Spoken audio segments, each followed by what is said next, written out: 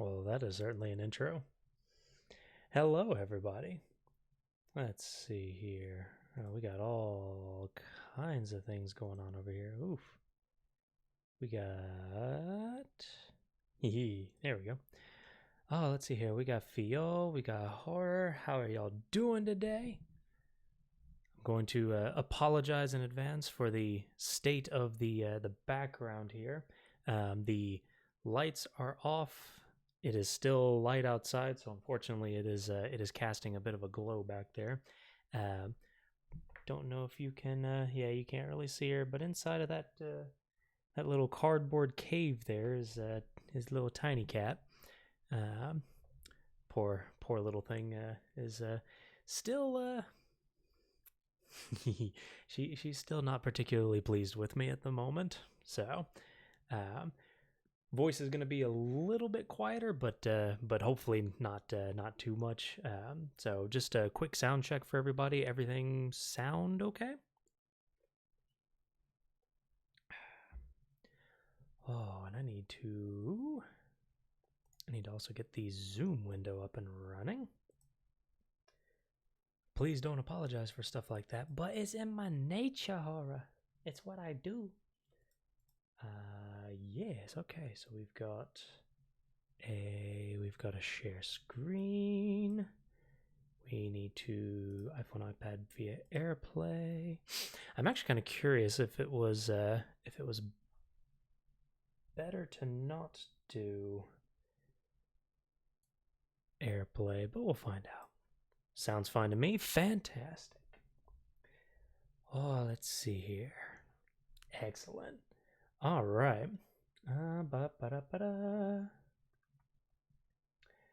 me see here. So I've switched up a couple of things. I was playing around with the stream scene setup these last couple of days, attempting to make things a little bit more seamless, I suppose, is probably the best way to describe it.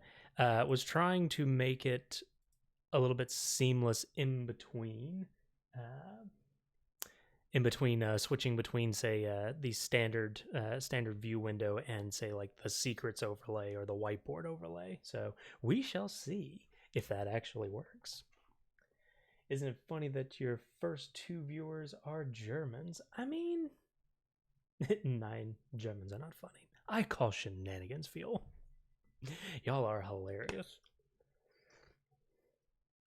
Oh, let's see here. Doll, how you doing, mate?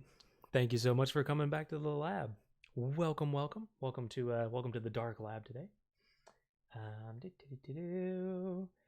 Gonna go ahead and get a couple things set up here in the back. All right. Let's see here. Germans are not funny, and that's a fact. I call shenanigans on these shenanigans. Well, I am punny. I will not disagree with that. Oh, let's see here. Let's see if I can manage.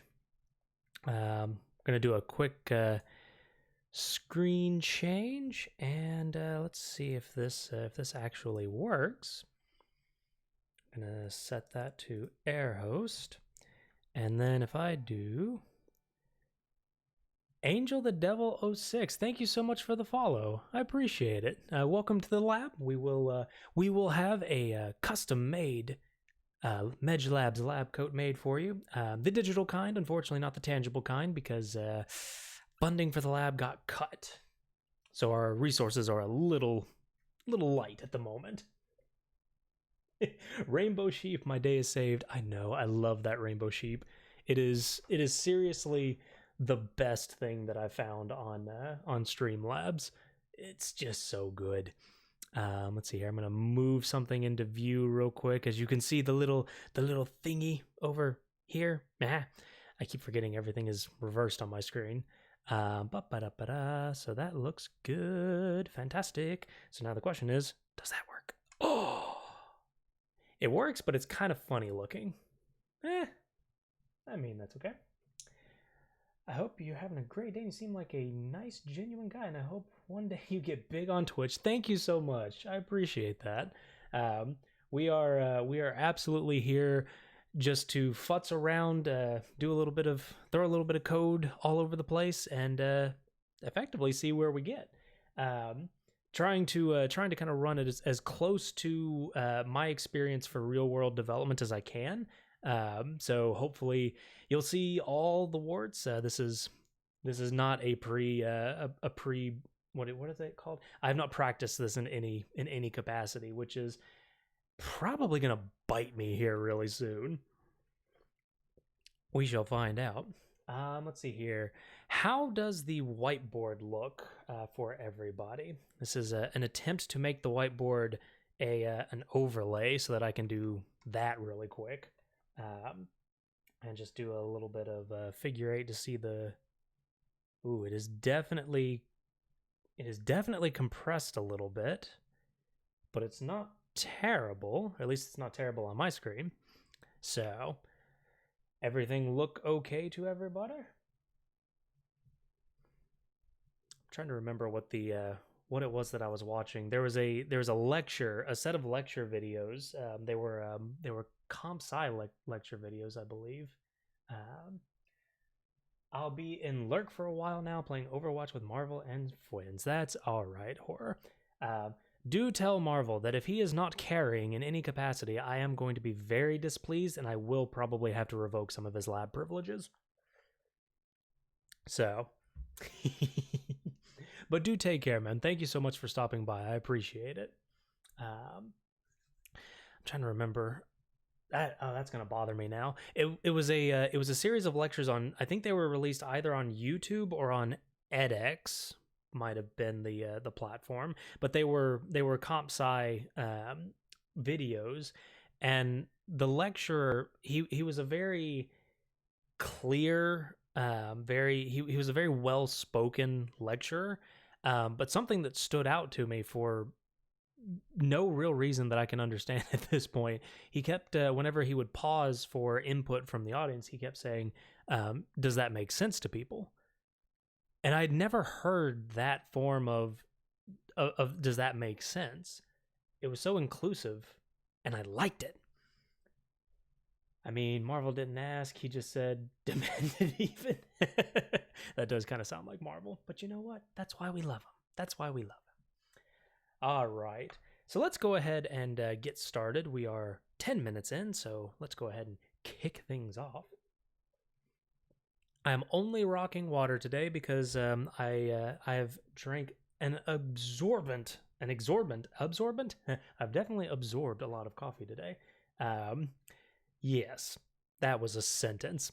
I have taken a lot of caffeine into my veins, and so hopefully my caffeine to code conversion system is actually fully operational, but only water for tonight's stream.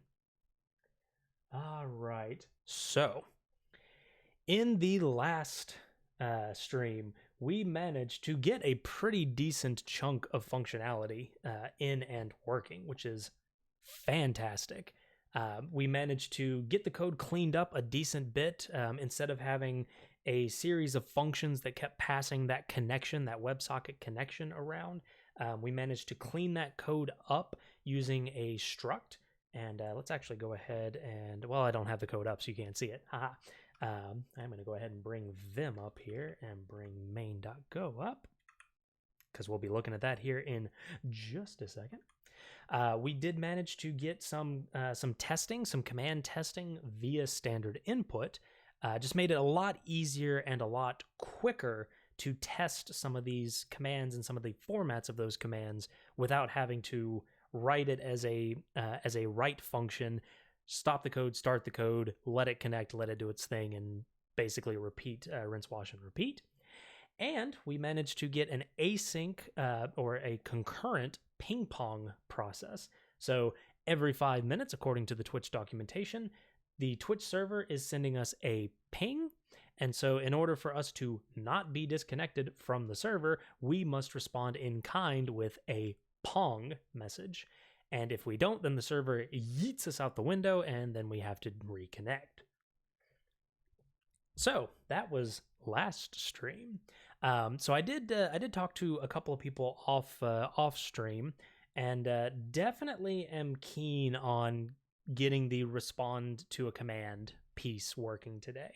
That is probably one of the last, we'll call it major pieces of functionality that would really help to tell that the bot is actually working, the bot is doing things, and then that sets us up for the next couple of pieces, which is Dockerization and the automation of the access token retrieval process. So more or less what I'd like to do is get kind of the last, what I'll call an MVP feature, what we call a minimum viable product, which is the responding to a command. And then we can kind of stop for a moment and start talking about, well, we're running this on my local machine. That is not indicative of how the real world works. How do we actually package this thing up? How do we send it somewhere? What does that look like, at least these days? And then also an attempt to automate what was a pretty manual and kind of clunky process to get the access token. And hopefully we can get through all of those, but we'll see. There is also still the to-do for exponential backoff and retry. And this was brought up as a response to, I think it was really Frank that brought this up, as a response to some of the error handling pieces of functionality in the connection as well as the read and write streams. So we'll kind of get into that. This is a to-do because it's something that we don't necessarily have to address right now, but it is in our best interest to at least keep it in mind. So let's get the whiteboard off. Oops, let me actually keep the whiteboard up and running down here. All right, so at the present moment, we have our IRC struct, and the IRC struct at the moment is really just a wrapper around this WebSocket connection. And then we have a couple of functions that we wrote last time for the constructor for new IRC, which doesn't actually connect to anything. It just gives you back this IRC struct so that you can interact with it. We created the connect function, which does all of the connection processes, and all it really does is create a connection if it's not a failure, and then set that connection inside of the IRC. And then we wrote our abstractions for reading from that connection and writing to that connection. So that's the current state of the code as it exists right now. We also have our close function so that we can do our lovely defer irc.close, which we had a ball of a time trying to figure out why our stuff was actually failing. And it was failing because the defer was actually doing what it was supposed to do. Who'd have thought? Now, something that I do need to do here, again, since we haven't automated it here, is I do need to get the access token into the environment as a Twitch token environment variable. Now, I have off stream because I was looking at this authentication process and trying to really understand what all is being passed, how it's being passed, and also was looking at the idea of registering an actual application with the code. What we were doing previously was more or less just kind of jumping into a what is it, a test tool? Where were you? This was down here somewhere. We were effectively jumping into a test tool that was generating an access token for my user, just as it is. And while that was okay for testing, obviously with the leak, not particularly ideal, we'll say, for not particularly ideal for longer term or production usage. And so what they recommended was to have, and I'm going to make this window just a little bit smaller. What they recommended was to register a developer application. And this developer application is basically just a registered app that allows me to interact with the Twitch API. but it also allows me to have a dedicated application for interacting with the chat. Now, at the moment, I called it Medj Chatbot. There's a part of me that kind of wants to change that name. I just don't remember if I can. I potentially can. Okay. I kind of like the idea of Medjbot, so why not? Let's see here. But in this window, which I am going to throw up the secrets window here in just a second, this is where I registered this application, and this is what gives me a client ID and a client secret. I use those two credentials to request an access token in a real fashion. This is how I would actually do this if I were deploying this application somewhere. It wouldn't be me clicking on this link, grabbing this access token tied to my account, and then loading that into the application in some capacity. So I am going to throw up the secret real quick. We already have the client ID and the client secret generated. So I'm just going to save that as the name. And then we're going to come back to the application. And that should be okay. So now I can bring that off again.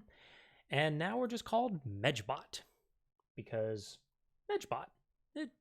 Everything just has to be a pun off of my name. That is something that I learned many years ago. So, in order to use this, I went ahead and created a couple of scripts to automate this process, because the access token is more or less just it's a HTTP call to the Twitch OAuth 2 server, and I'm passing the client ID and the client secret that is generated as part of that application. The really nice thing about the Twitch API is that they give you that client ID. If that ever gets leaked, then it's as easy as delete the bot, recreate the bot, and now you have a new client ID, and you'll have to generate a new secret. That does mean that you have to update your secrets for your application, but that's perfectly fine. And beyond this, I mean, it's really just a curl command. The curl command, curl for anybody that is not aware, is a command line utility that is on most Unix-based systems. With some exceptions, most package managers will have curl available. So if you don't have it on your machine, you can get it. Windows, not entirely sure. Windows subsystem for Linux, maybe. But the curl command allows me to run this HTTP request, which this is documented inside of the Twitch authentication document page. But it's a HTTP post to id.twitch.tv/OF/token. And all I'm doing is I'm requesting a new access token given the client ID and secret. And the important thing for this particular bot is I'm declaring scopes, which are effectively permissions that the bot must request in order for it to do various things as part of its job. So in this case, I just have channel read subscriptions, chat read, chat edit whispers, and then whispers edit, which is more or less the way that Twitch represents receiving subscription notices, which we won't have anytime soon, just saying, reading the chat itself, and reading whispers to the bot itself. And might bring that into one of the command ideas that we have, but we'll go from there in just a sec. Get a little bit of water as I am speaking at about 1,000 miles an hour right now, I think.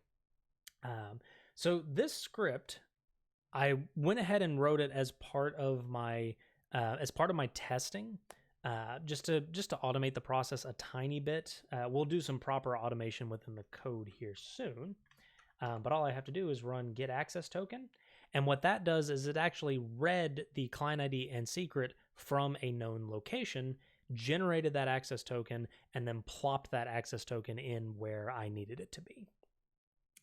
Let's see here. So let's come back into here. We are still going to have to load that into the environment. I'll probably do that here in just a second. Actually, you know what? Let's go ahead and do that now. Let's throw... That's not what I wanted up. That's what I wanted up. Let's do a Q. Let's clear that out. And we want to cat that bit access.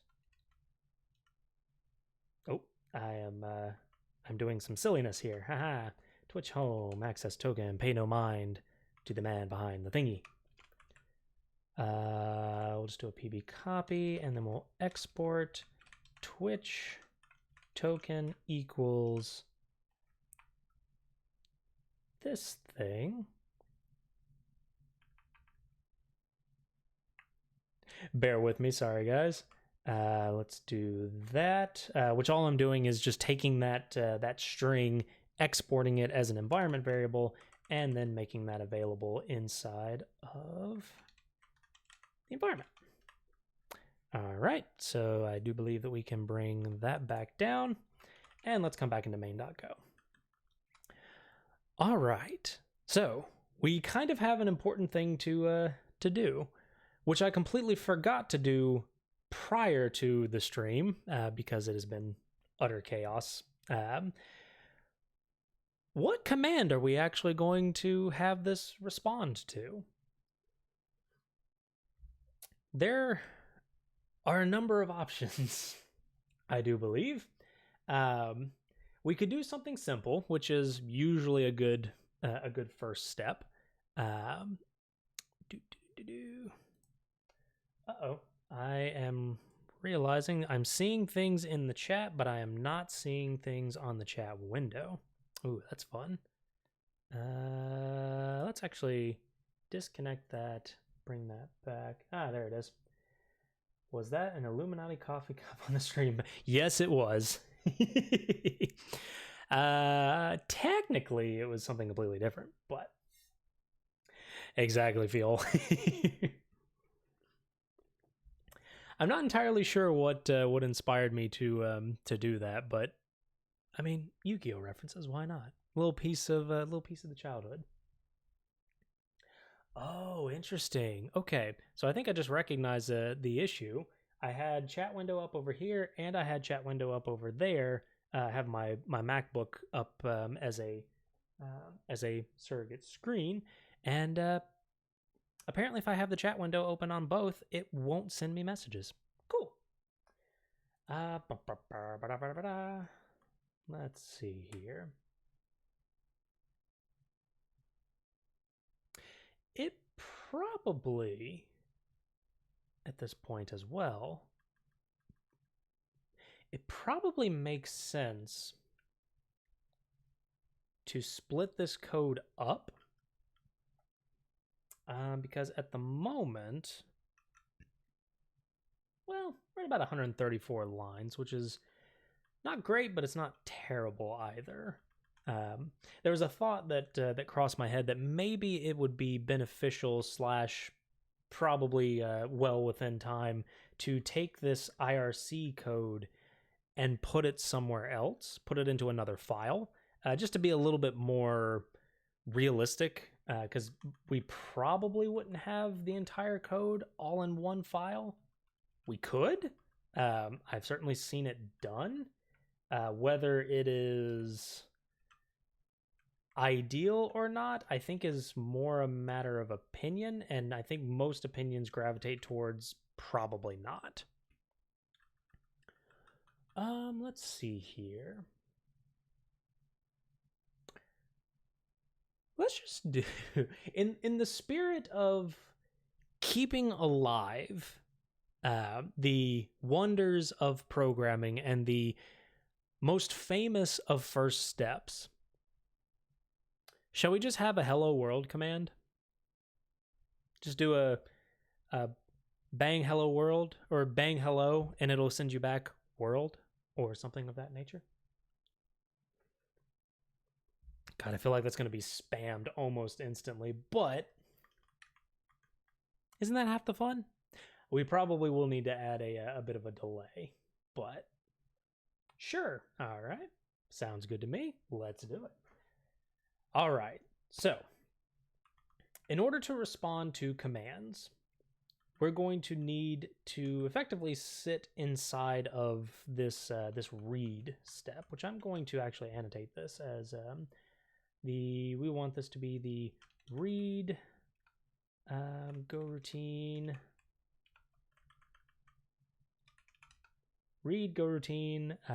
for the main chat stream, just to call it out that this block of code is basically required in order for us to read from chat.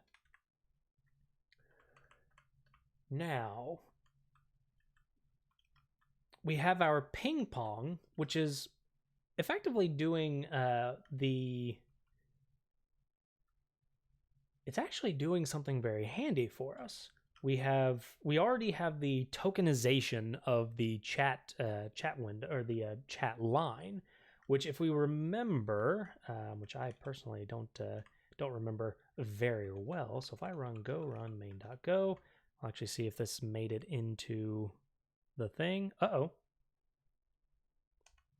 Oh, login unsuccessful. That is because I'm still setting my name as MedgeLabs, whereas this definitely needs to be MedgeBot, if I remember correctly. No, login unsuccessful.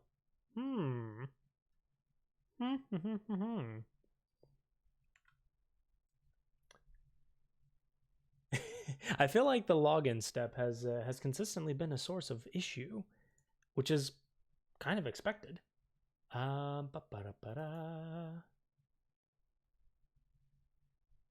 Maybe it still needs to be Medge Chatbot. Worth a shot. Let's see. Medge Chatbot. Oh, didn't want to do that. Main terminal go run main.go. No, login unsuccessful.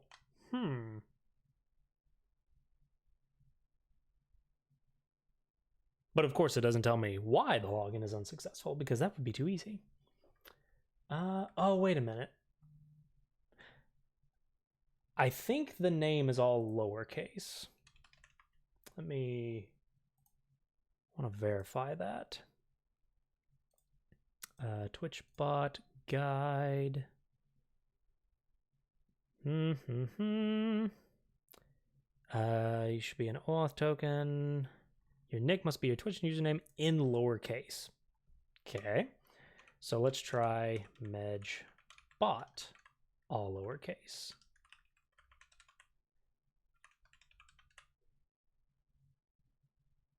Okay. So it's not that one. And Medge chatbot.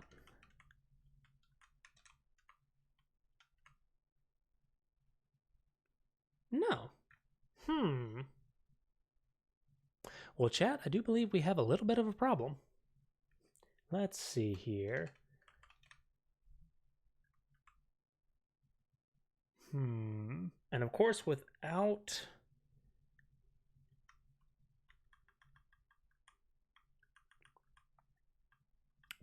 the response, bad token, maybe getting the new token doesn't work correctly. It seemed to work correctly, at least in the sense that I did double check what token was being populated. And let me double check just to be sure, because I will admit I do have a little bit of PTSD. Let's say Twitch token. Nope, it is indeed there.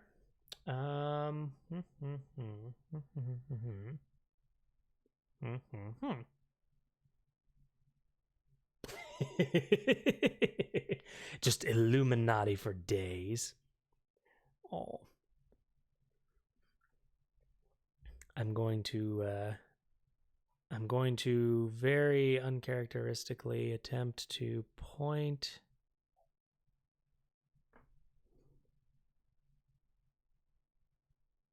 at the tiny cat.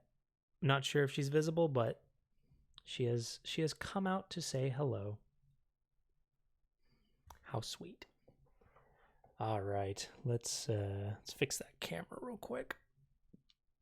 All right, so what do we have? What do we have? Let's exit out of cat cam. One day possibly.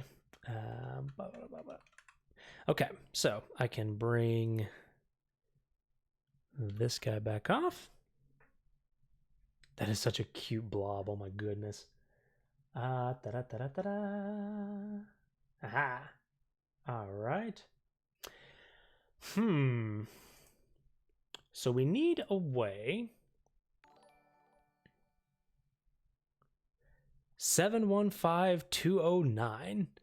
Thank you so much for the follow, and hopefully you enjoy the Rainbow Sheep. Welcome to the Illuminati, clearly. Thank you so much for the follow. I appreciate that. Welcome to the lab. We will have a lab coat made specially for you. It is digital, so take that as you will. Welcome. We are currently struggling with the Twitch OAuth password, which is interesting. A successful connection looks like that. If your connection fails for any reason, you'll be disconnected. Known and verified bots, which have all the things. 20 authenticate attempts per 10 seconds per user. 20 join attempts per 10 seconds, which thankfully we are stopping. But IRC, what do you want to know? So what we've achieved so far, at least in the past two episodes, sure. We had the bot connecting, at least with the test OAuth token. So we used this piece right here, the kind of helper app, if you will, and we connected with my username and the generated OAuth password from this application. And now what we did was we changed it over to a new developer application. However, it's starting to make me wonder if perhaps this is not intended for IRC use. I would figure that it is, but I could be wrong. And what we're getting is a login unsuccessful whenever we try to send the password and then the nick. I don't think you can use that one. Ooh, interesting. Okay. So I might be doing something silly.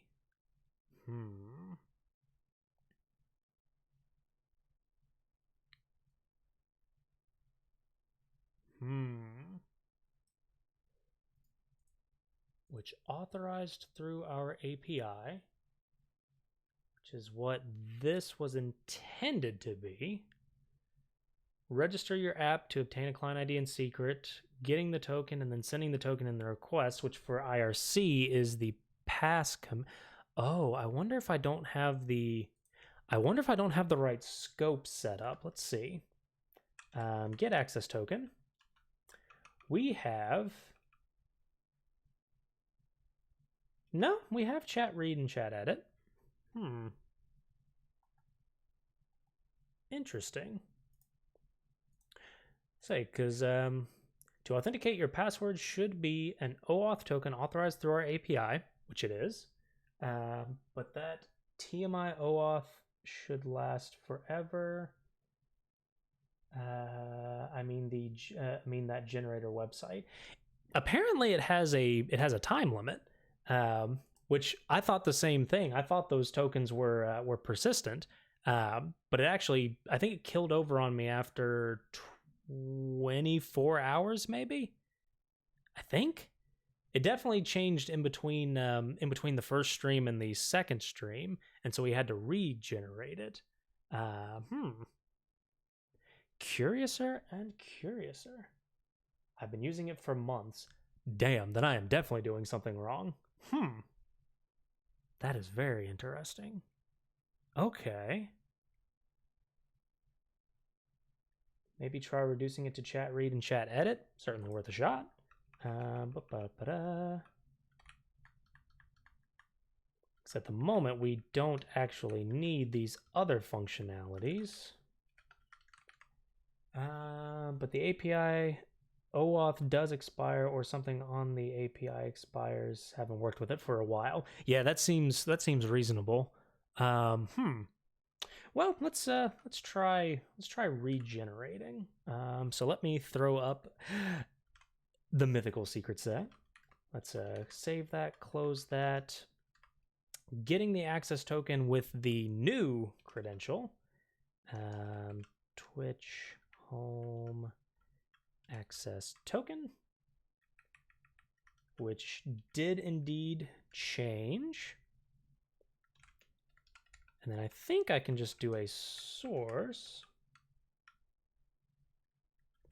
Twitch home access token. I never actually tried that. That would be really handy if that just works. It does. Huzzah! Who'd have thought? Never actually used their API to generate an IRC OAuth. Ah, interesting. Okay. You are making me wonder if it is different between the two of them.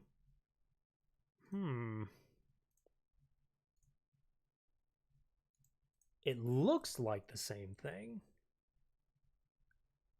Enter the redirect URI, which is where users are redirected after being authorized. You can provide several redirect URIs if you wish to use the same client for different environments.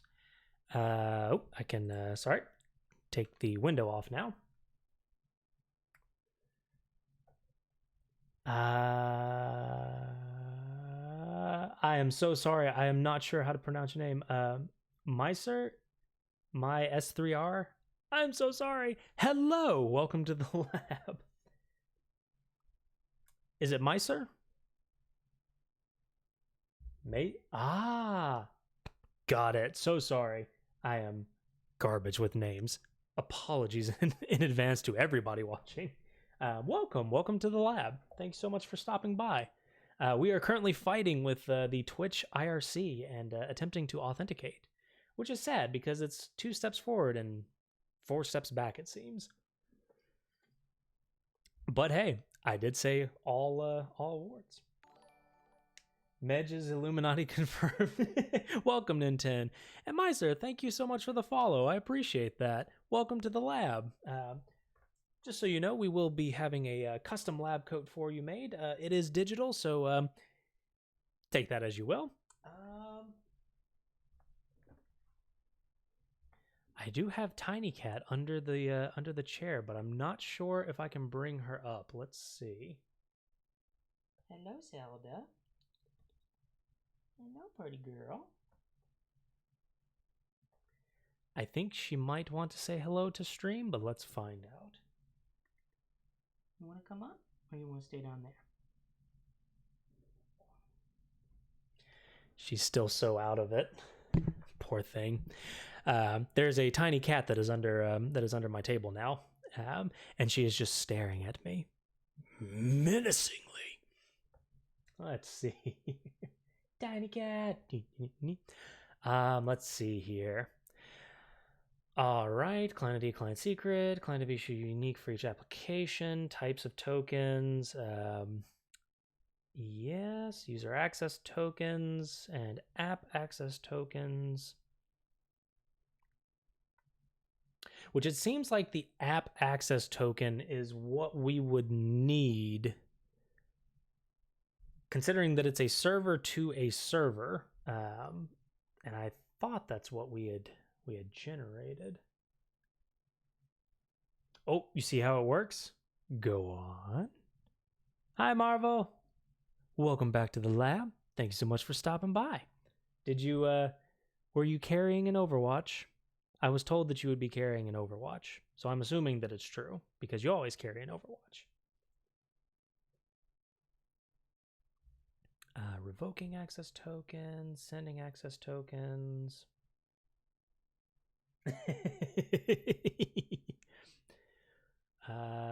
New auth tokens have expirations. Tokens and expirations depending on what was acquired. Tokens return expires in field, indicating how long it should last.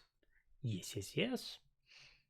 Which at the moment we're not actually using refresh tokens. We're actually just going through the full authentication process. Eventually, we do want to have a refresh token, but baby steps. We got to get this first part working.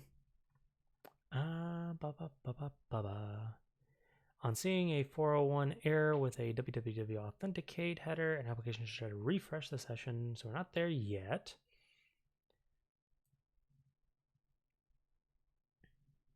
And that is indeed these format. So all of that does appear to at least be consistent with what it's supposed to do.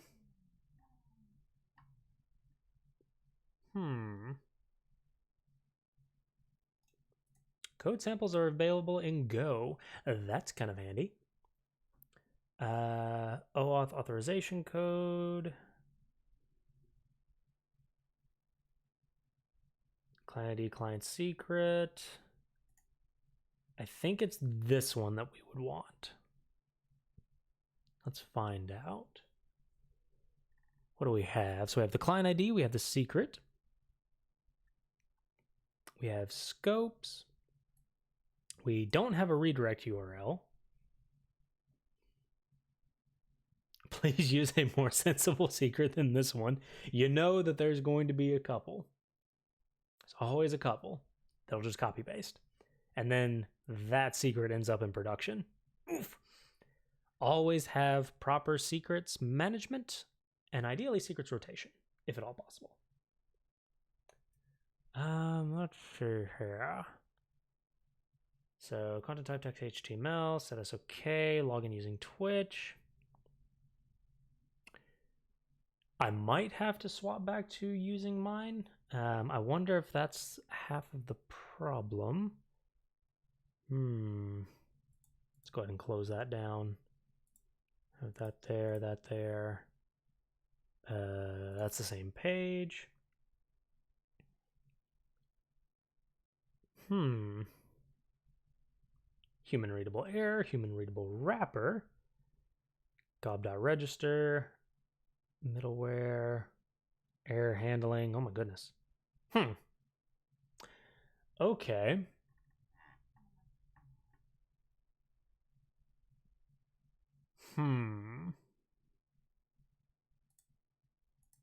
Not as helpful as I thought it would be. But then again, I might be looking at the wrong thing. Yeah, because this is definitely an OIDC. And maybe that is the problem. Seems like it would possibly be the problem. Okay.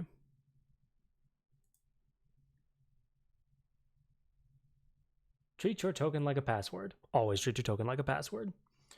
Okay. There's one more resource that that I was considering, which this was the original. This is the original bit that that I thought I could use.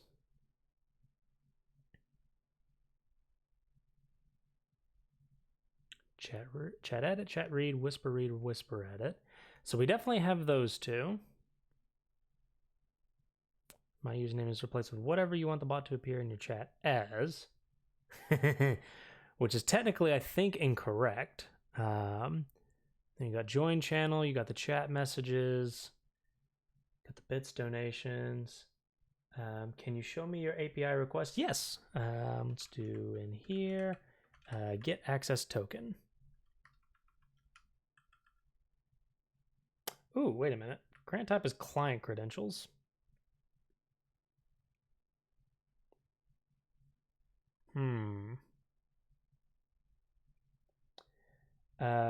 Did the messages for successful access look different on that page?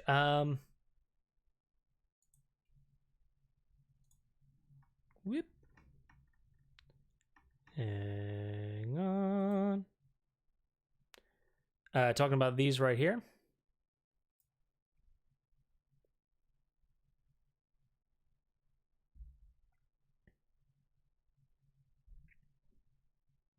Right. So here's what I can do, just for the sake of demonstration. I will go back and grab. I'll show you where we were previously. Let me just grab that. Come back. Yes. Let's do a Vim on the Twitch token.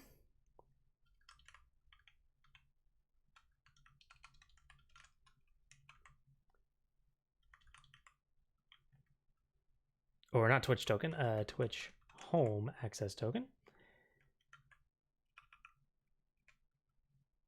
And let's bring that back. I'm just updating the token in the background here, and then sourcing that file so that it comes into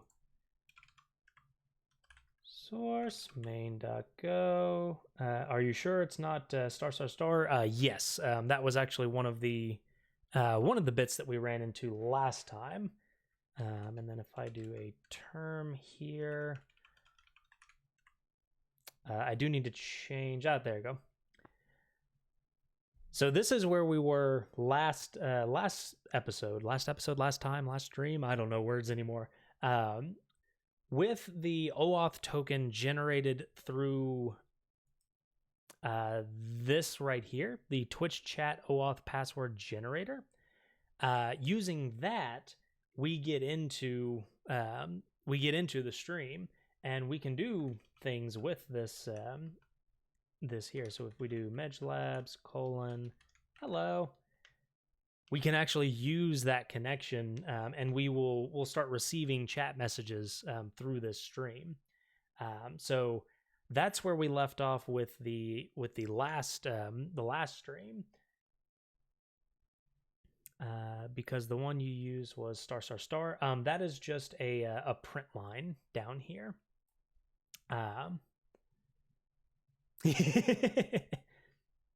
Yeah, no worries. So what we did last time in the last stream was we actually changed that print line to be the actual token. I did that by accident, but I saw OAuth 2 token, but isn't it OAuth 2 authorize? That's a very good question. Let's find out. So let's disconnect that. Come back into here.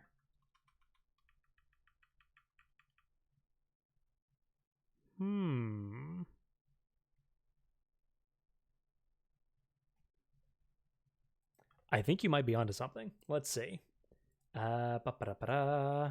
So we need /authorize. No.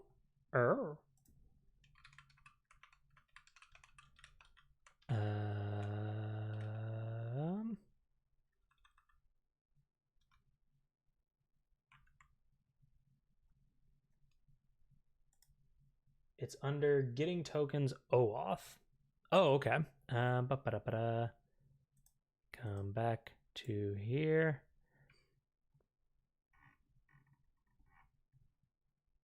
And I lost the page because of course I did. Boop, boop.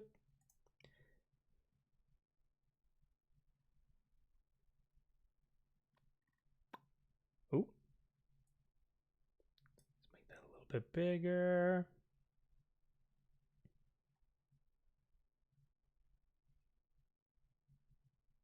Oh, on the side panel on the left, if you expand the window.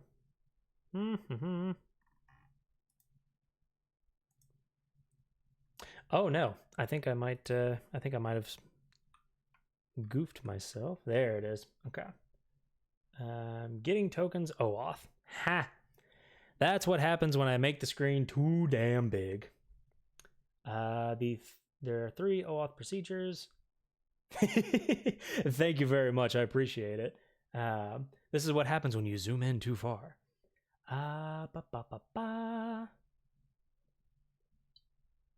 Implicit code flow, authorization code flow, and client credentials flow. Okay, and I think we need... I don't think we need the implicit code flow. Send the user you want to authenticate to your registered redirect URI, which is not quite... I don't really want to send the user anywhere. Yeah, this is what I think I need. OAuth client credentials flow, or at least I thought it was OAuth client credentials flow. The grant request below requires the client's secret to acquire an app access token. This should also be done only as a server-to-server request, never in client code. Yes. Unfortunately, this is the one that we are currently using.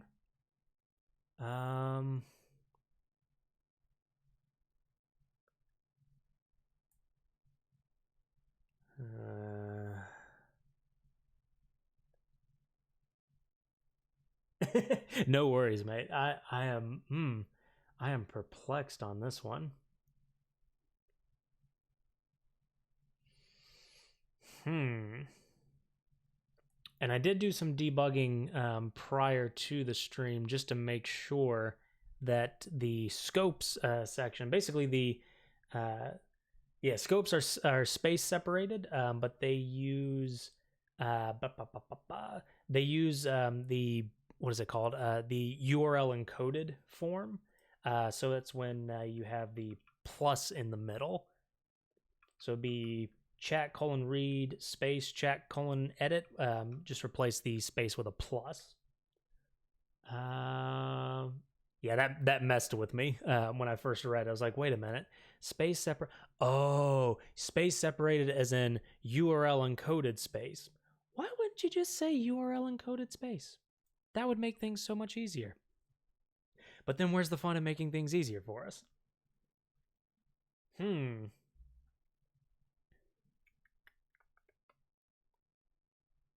Send the user you want to authenticate to the register redirect URI. Then an authorization page will ask the user to sign up or log into Twitch and then choose whether to authorize the application. So this is more of the traditional OAuth login flow, where you log in using, say, an external account. So that's using the OAuth flow, and you have to click the button that says, yes, I authorize Twitch to gain access to all of my information.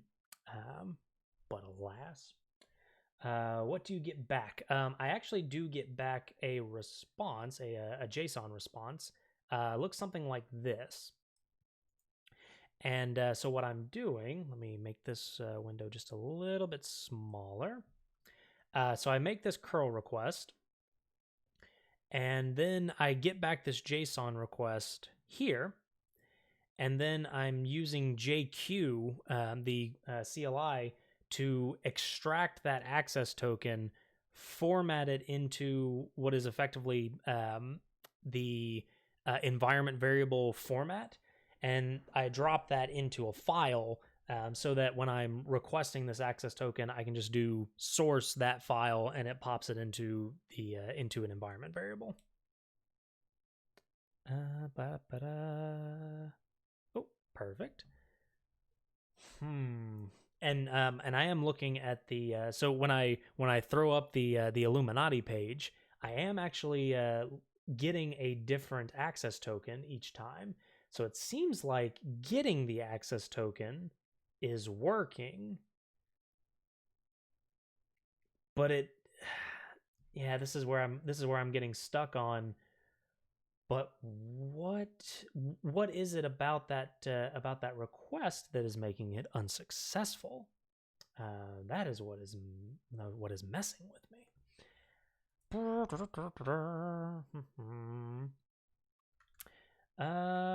Just for fun, I'm gonna revoke the access token. Oh, it's an invalid access token, of course, because it is not formatted as an access token. I will have to fix that script later. All right, let's come back in here and let's go to main.go. Okay, so that is definitely something that that I will have to look into. Yeah, let's table this for now. So I'm going to add a to do. Let me bring the old whiteboard up. I'm going to add a to-do here. Say,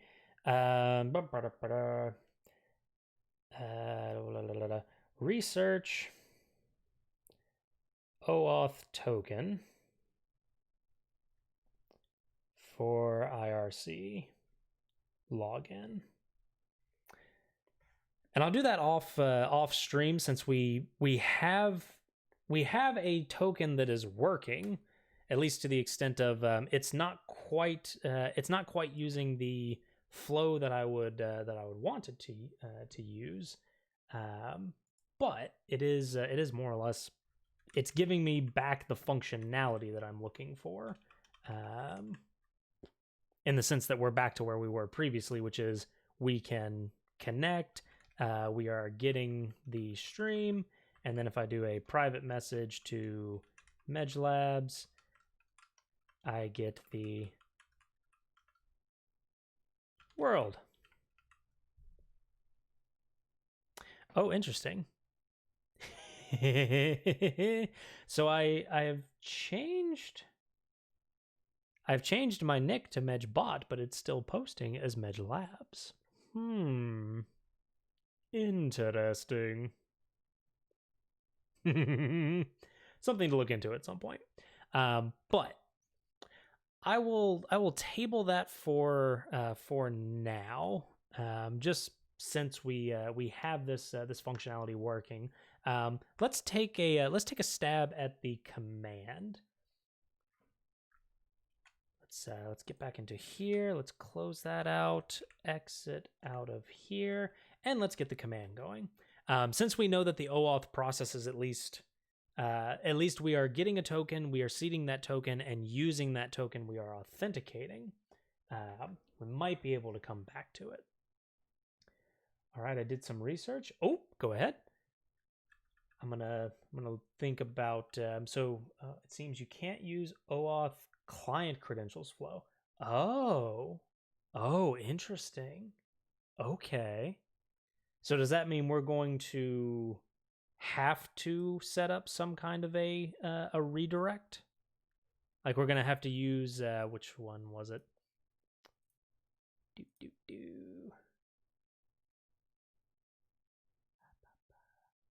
Hi. Oh, really, Frank? How you doing, mate? Welcome back to the lab. Can I whisper you the URL? Sure, absolutely.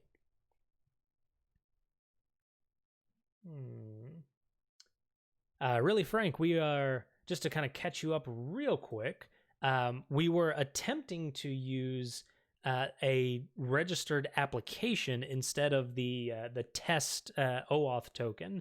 So we've got a client ID and a client secret that's contained inside of this this Medgebot. And then off stream, I had created it. I apparently have lost all semblance of words. I attempted to use the API to create an OAuth token using that client ID and secret. However, 715209 here just informed me that the way that I'm doing this, which is the client credentials flow, is not applicable for IRC. So once again, we're back in the authentication trap, and it seems like we're in the authentication trap because I done goofed. So, and of course I was not on Twitch proper. I had the chat pop out, so I wasn't getting private messages. Give me just a second here. We got a discuss, get token. I'm writing a chat bot. Okie dokie. You're connecting to chat as a Twitch user, which is the user associated with a user access token. If you want to connect to chat anonymously. Oh, interesting.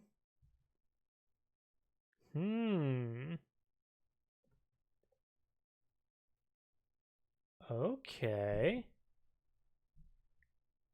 So you can connect to the chat. So I'm reading through this this post that was just sent to me. Yeah, interesting. Auth is hard. It really is, really, Frank. It is almost always the feature that kind of grinds things to a halt. Okay.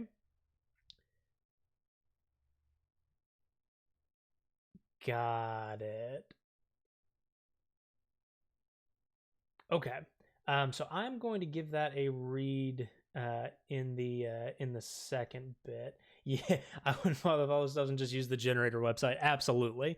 So what we've done up to this as a kind of a recap is we've gone back. I've generated a token off of the generator site and plopped that back into the access token. So we'll use that for the time being, and then off stream, I'll go through that document and see if I can get a working sample off stream. And if I get anywhere, I will post that into the Discord. Which, speaking of, doop doop doop doop doop, Discord. We do have a Discord. That link should still be active and usable. If it's not, please let me know. I'm not insanely active on the Discord, but if there are any questions or any discussion about the stream, etc., feel free to post it in that Discord. I'm a little slow to respond because of work, but I will get to it. So let's see. So command.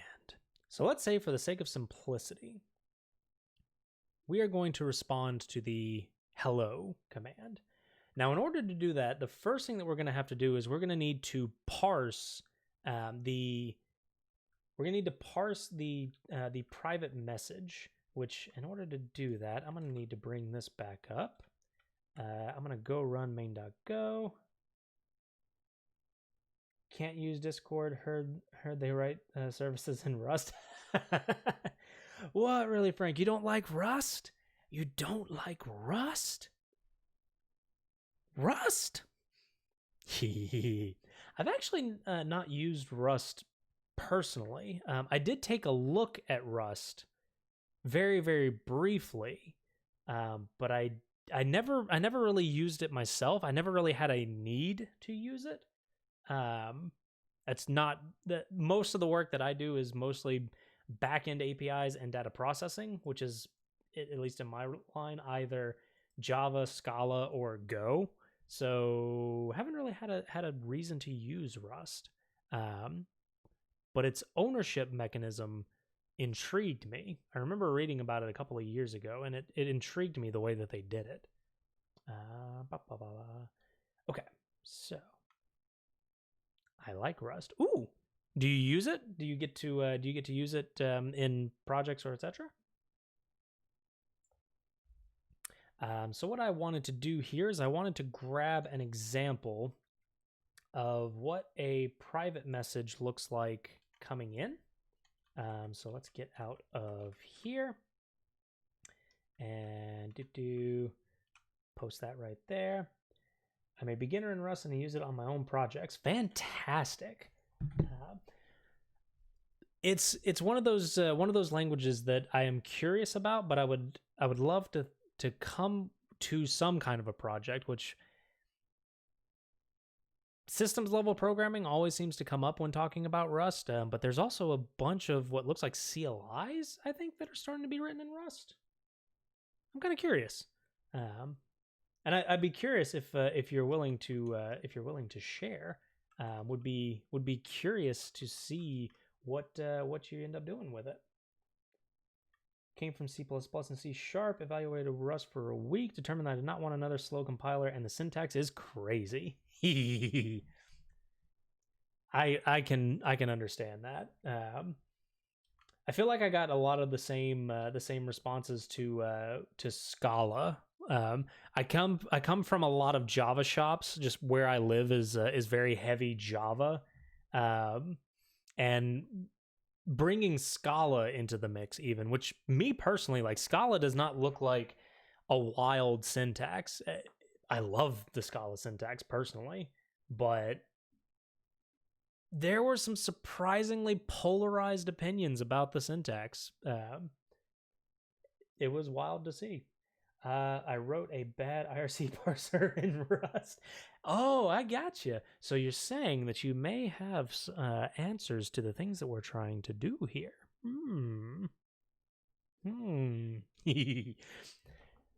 Let's see here. By the way, I don't really think that there's a spoiler warning to put in here, because I mean, we're just building a chat bot. Like, why not? Is that a spoiler? Who cares? Okay, so let's see here. So what we currently have for the read function is we had the read function only reading for the ping and pong messages. And in that particular case, the ping message was just like the first part of the message was ping. So that made sense. It made sense from a split and a switch perspective. I am kind of curious what this is going to look like. I think for the sake of testing, we'll do a default. We'll do a default, and we'll do a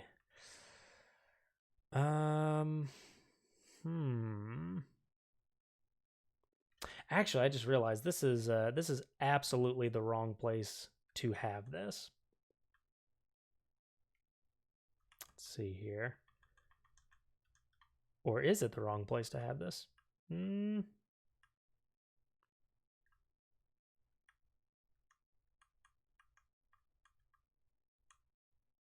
Oh, no.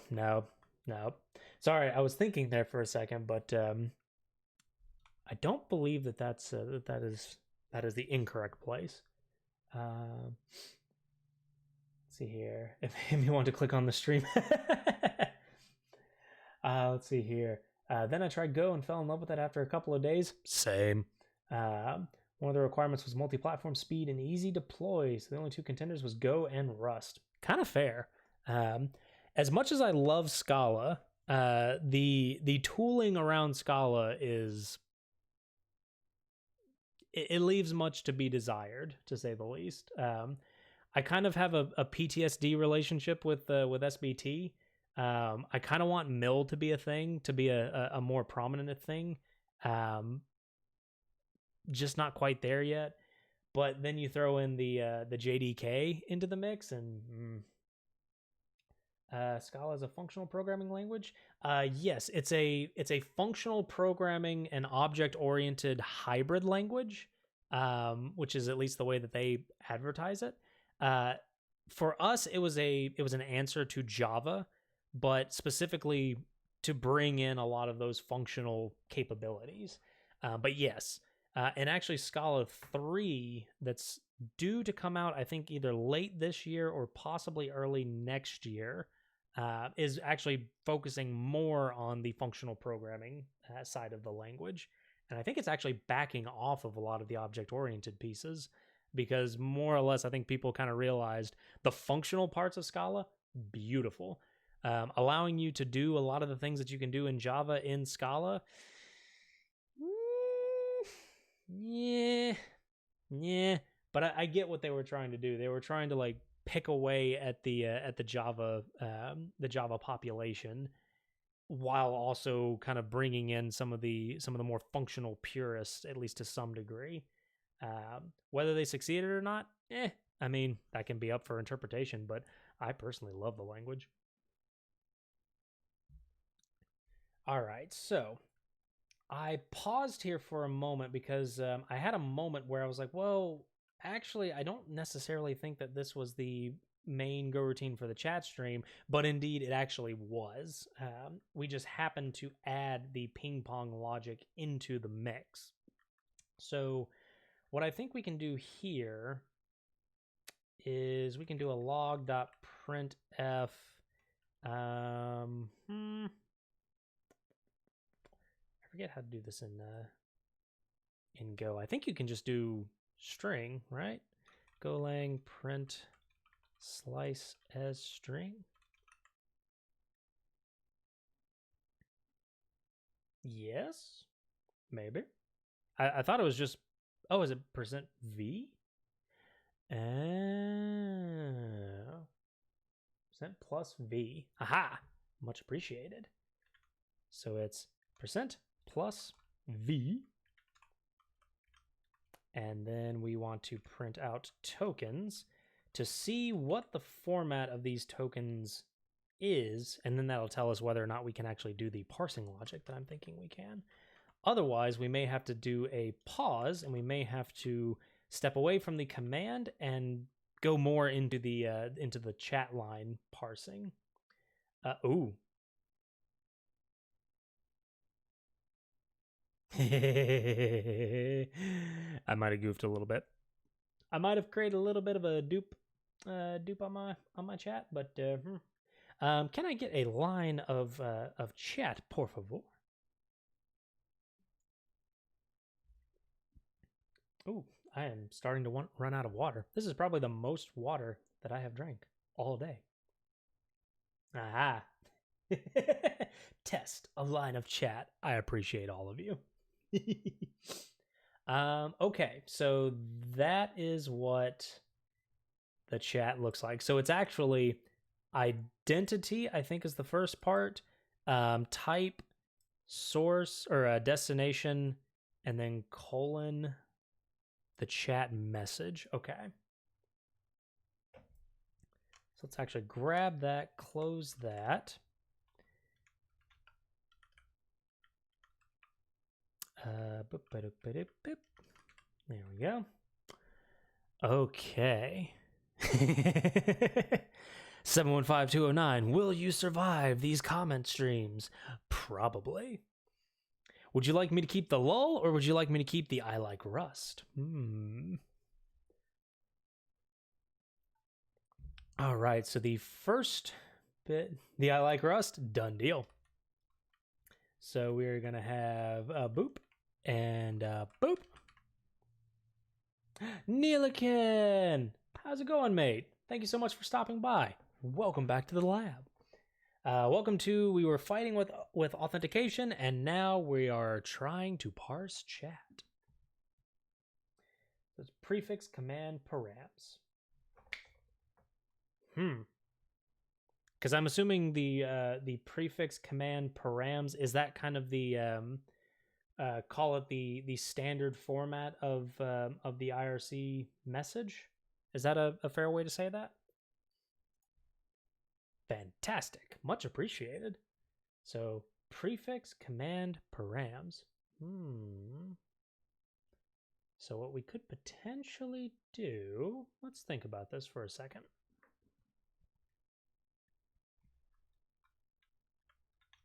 So it's prefix command params with an example like here. So in this case, the prefix would be the identity, the command would be priv message, and then the params would be hash medlabs, colon, the message.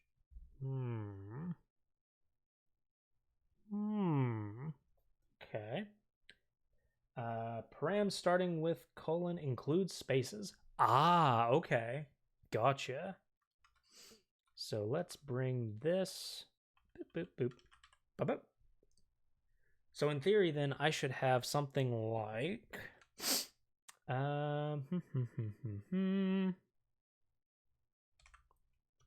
We'll do a if strings dot contains.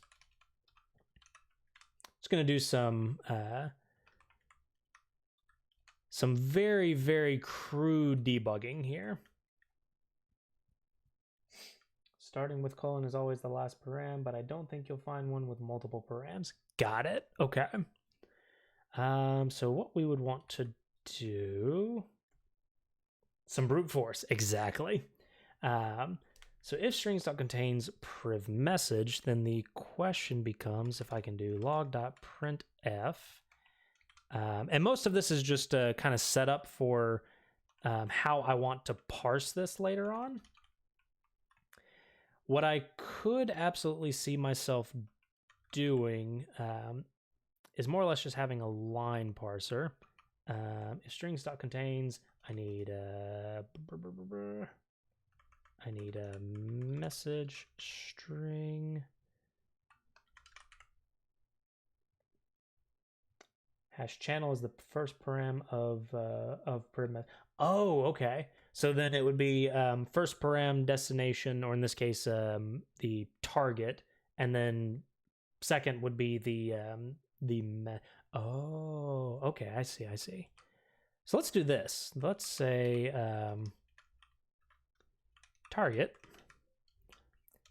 yeet that message. In theory, this will either work or it'll panic. Let's figure out which one. Go run main.go. You can tell how much I've used the IRC spec at this point. Not a lot. Boom. Look at that. Look at that. All right. Fantastic. A, B, C. Ooh, very nicely done. Okay.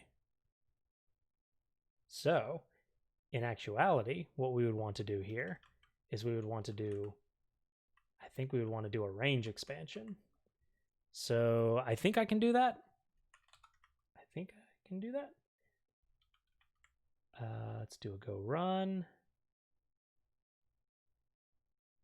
May I get some things in the chat? Does Go have 3 ... Yes. But there won't be spaces, will there? Oh, did I misread that? Aha. Okay. Interesting.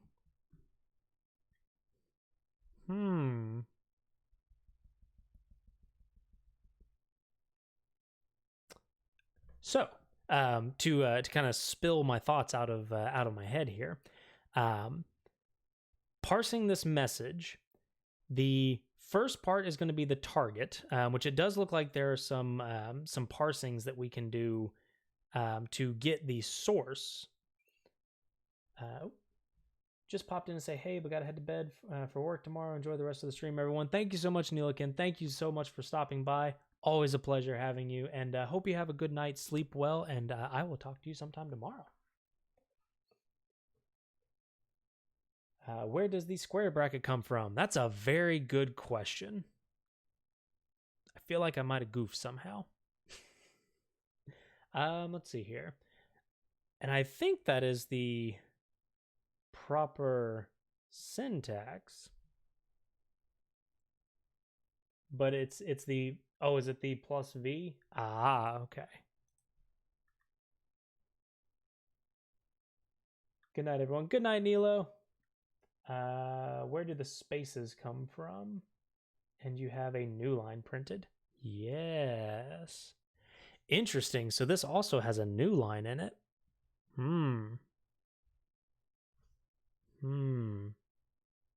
IRC messages in with CRLF. Okay, so that's good to know. So, parsing that a little bit, we could do to len tokens -1, which will cap that. And then I think if I was reading that correctly, really, Frank, you're saying if I do that, that should solve that issue. Let's find out. Why not?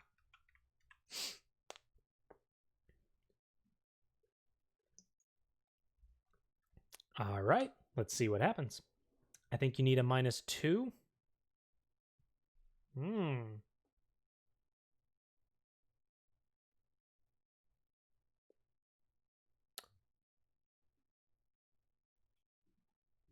Well, isn't that interesting? Now, why would that be? Well, Ending range is non-inclusive. Oh, I see. Thank you, really, Frank. So this indeed would need to just be length tokens. Unneeded len, but then so we're back at yeah, because that is where, that is where we were previously. It's the little things that'll always get you.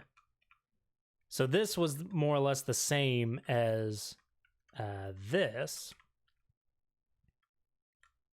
Oh, yep. I am not doing the thing. There we go. Window down. Let's quit out of that. There we go.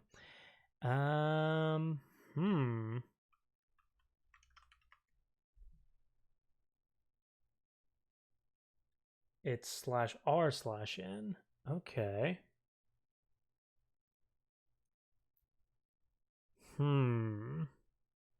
And I feel like this might be in essence to the way that we are splitting the message. Maybe.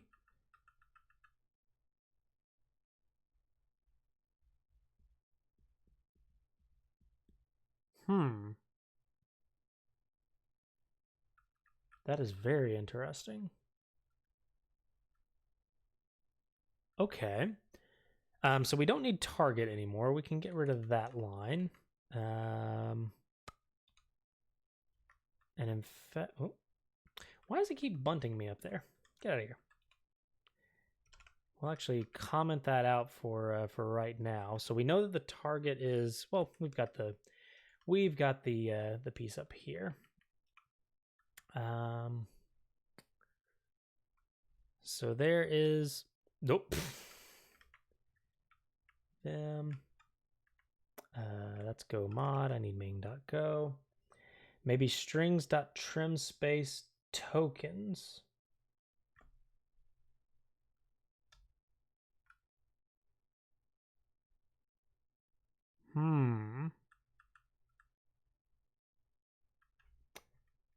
So you're saying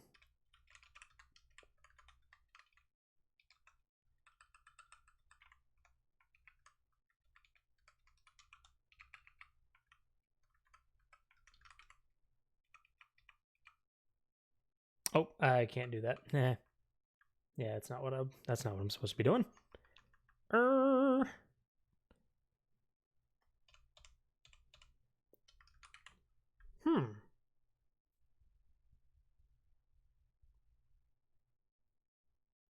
That is very interesting.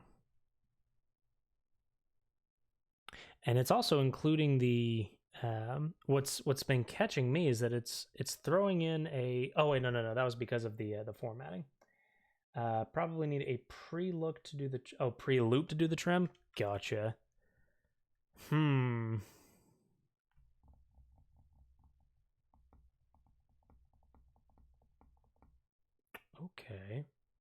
Oh, we've got 5 minutes here, and I do have a hard stop at 6 tonight, unfortunately.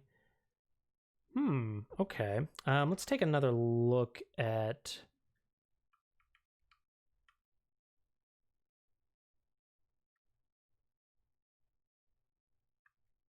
how do I want to do this? How do I want to do this? We don't want to do that. Let's just get this back up. Go run main.go. Okay. And some chat in the chat, please, if I could.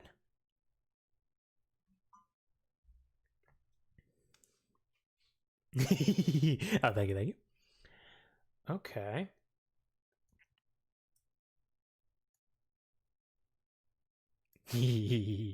Y'all are the best. Okay. So it is your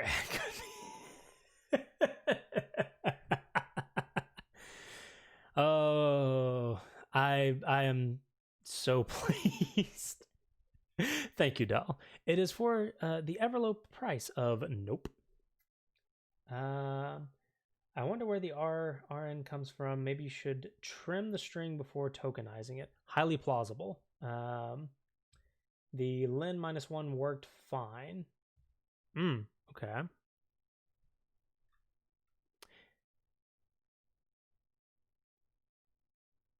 So the square bracket colon is actually because of the formatting of the array or the slice.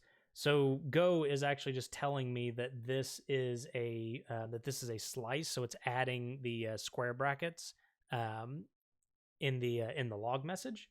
So those actually aren't there, thankfully. Yeah, I had to think on that for a second, and thanks to Really Frank for pointing that out. So it's actually just this part. So it's the colon message, and then it does look like the RN in there as well. So need to remove the colon in the new line. Exactly. Okay. So I like that idea. Let's go to so we want to do trimmed equals strings dot trim space message string, and then we would want to split. Oh no, wait. Would we want to do that? If we did a trim space on tokens, I think that would just end up being one giant line. I don't think we can do that. It only removes starting and ending white space. Oh, perfect. Okay. So trimmed. Oh, okay. It's a trim. It's not a replace. I think I was thinking that it was a replace all. So that would make sense. So if we did that,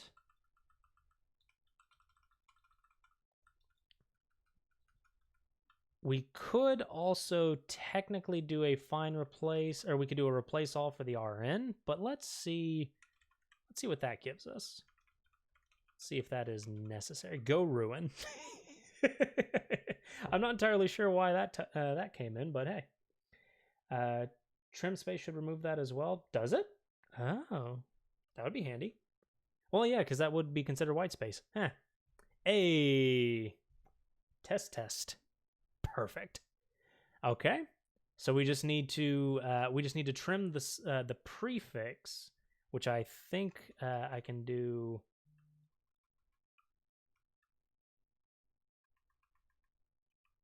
I don't really like. Oh, I don't really like doing this, but let's see here. Trimmed white space. Oh, geez, meh. Trimmed white space, and then trimmed equals strings dot trim prefix. Trim prefix returns s without the providing leading prefix string, also known as trim prefix trimmed white space. And yes, I could technically do the I could just overwrite trimmed, but the functional programmer in me is showing. You need to do that in the priv message part. True, that is true. So So let's bring that back to that.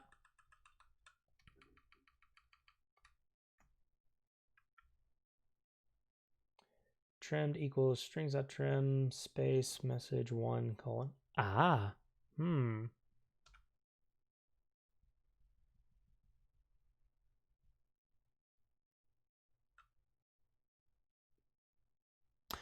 There was a thought of maybe I should just condense it at this point.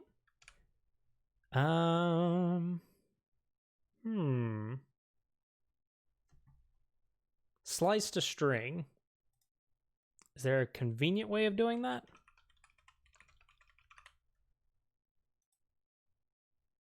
Oh, that's not where I want to be.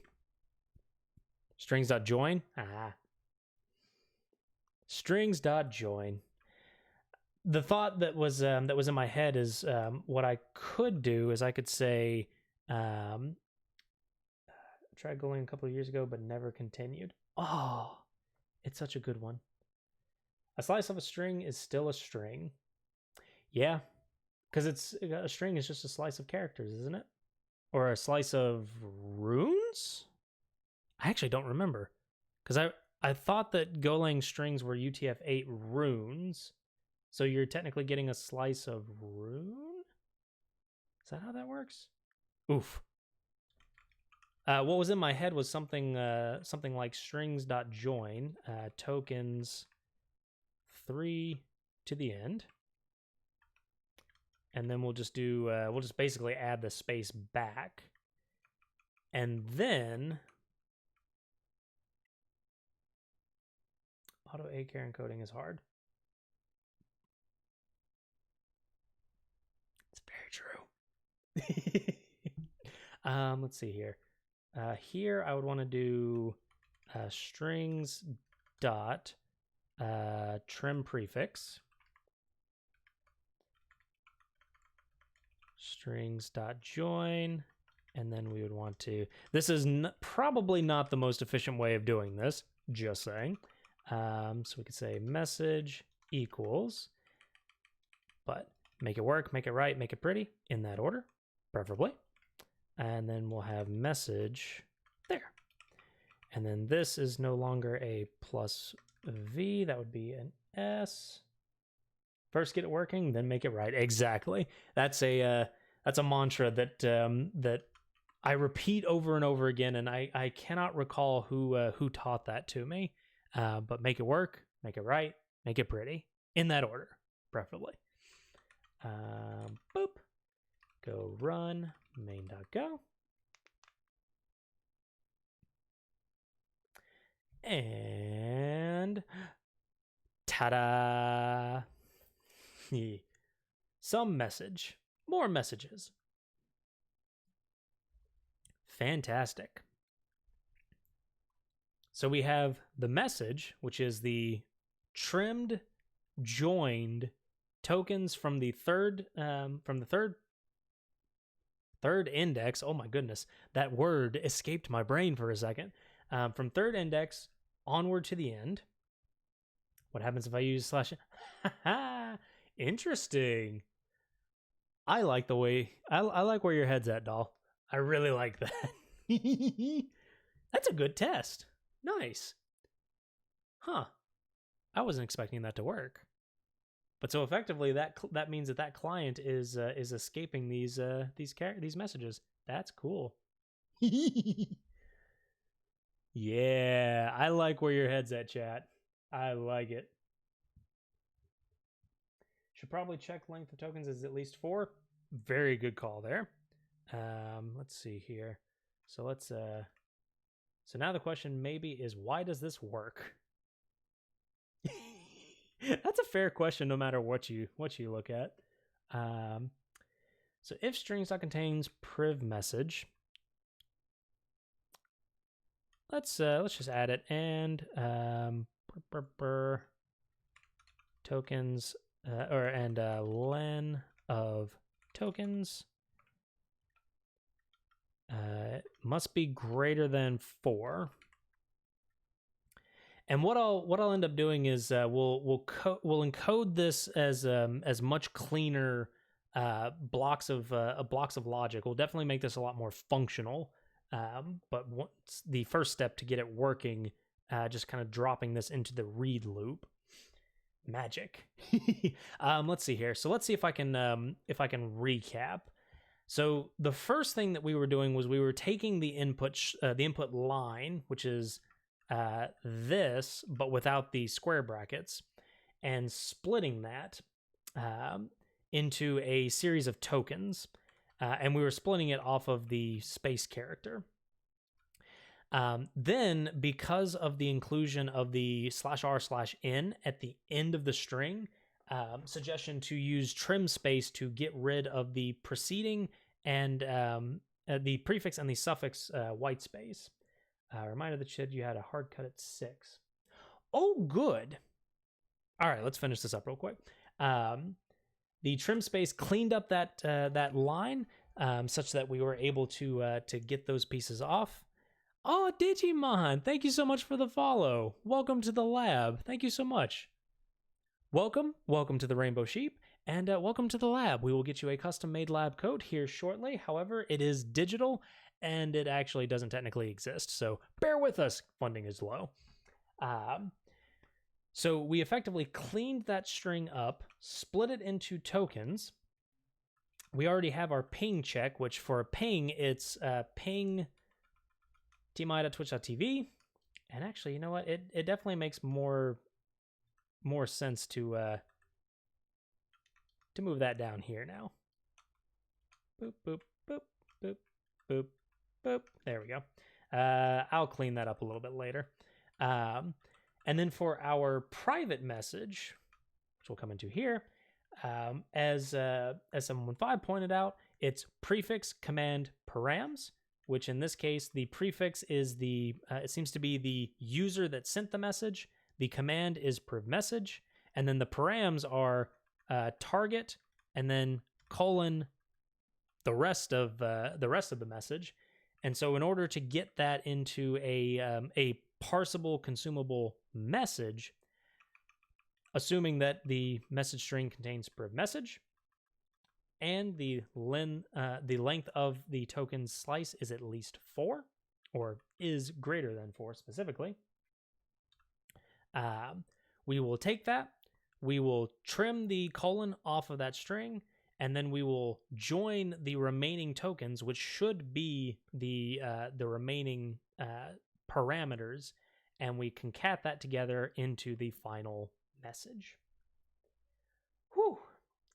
Logic dictates that *** trims the new line from the return string.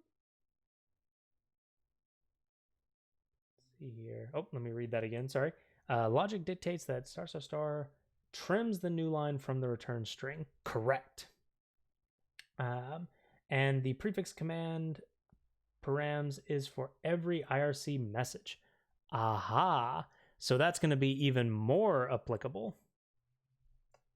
You have URLs disabled, so it adds ***. Really? Huh.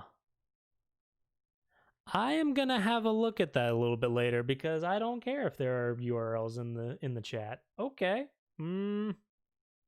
That makes me wonder. Okay. So sorry about that. I will absolutely get that fixed for next stream. But okay, interesting. So we didn't quite get to the point of the bot responding to a command, which is okay. We're not quite there yet, but we are getting closer. We have more information about how the IRC message is actually formatted. So thank you very much, 715, for pointing that out. We have some sanitization that we have to do on this line in order to actually get this this message parsed out in the way that we want it to be parsed out. Now, me personally, I'm kind of curious if this is going to have any impact on the ping and pong, since ping and pong don't follow that same process. It's actually just ping and then the message.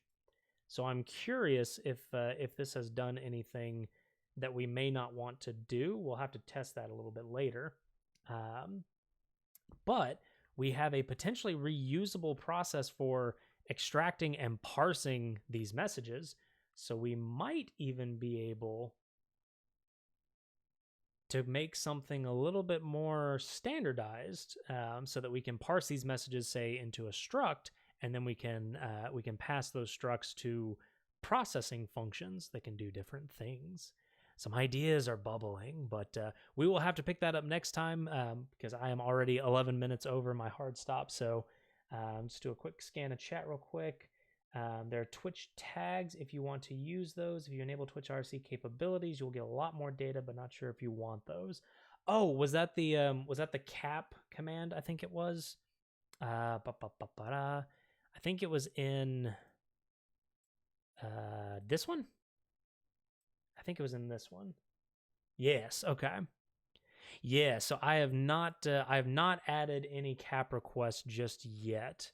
I'm not sure what capabilities we're going to need, but that is a fair point. Remind me of that because I want to look into that and see what all we may need. It's in the Twitch official docs. Thank you. Awesome.